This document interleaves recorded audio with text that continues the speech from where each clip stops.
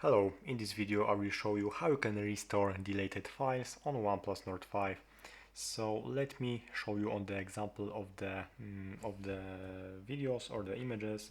So go to the gallery, to the photos, and let me delete some of the files from here. Let's go to delete, and now to recover these files you have to go to Google Files and click on the icon in the top left corner. Go to the trash, and here you are able to find your recently deleted files, images, pictures, videos or other documents.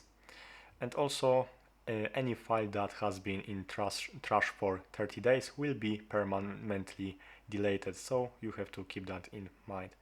So if you want to get restore these files, just select what you want and click restore over here, restore 7 files, and basically that's all. You can find it in the gallery. That's all. Thanks for watching and subscribe.